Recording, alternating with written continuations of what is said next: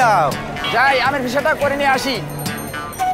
আমের রাজু সাপাহারে আসছেন, দেখবেন এখানে কোথাকার আম কই কই যায়। আমি টকি মনির, কৃষি অফিসার, সেই সাথে ব্লগার।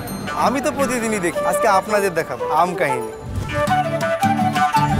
বলেন তো, এই গাছ থেকে একটা আম পড়লে কত দূর যেতে পারে? কয়েক ফুট।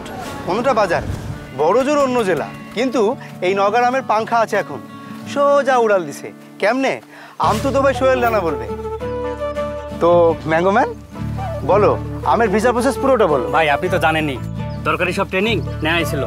ইউটিউবে আম চাষ নিয়ে কত কিছু যে শিখছি। এরপরে অনলাইনে কিনে বেচা শুরু করলাম।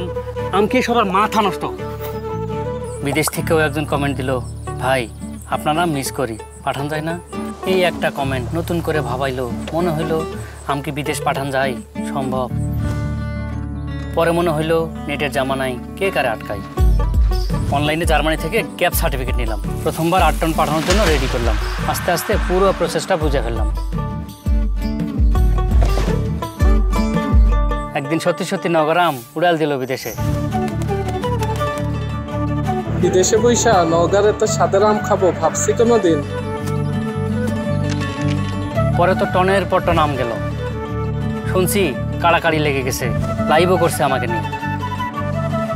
আসলে আমরা আম ব্যবসায়ীরা সারাদিন আম গাছে তাকায় থাকি, আর একটু উপরে তাকানোর সাহসটা পাই না। নেটে তো এখন দুনিয়া সহজ। বাগানে বসে নিজেই ট্রেনিং নিছি, অন্যদেরও দিছি। তার মানে নেট আছে বলেই তোমার 1 নম্বর আমেরও পাংখা গজাইছে, বিদেশ গেছে। ও ভাই, নেট থাকলে সবই সম্ভব।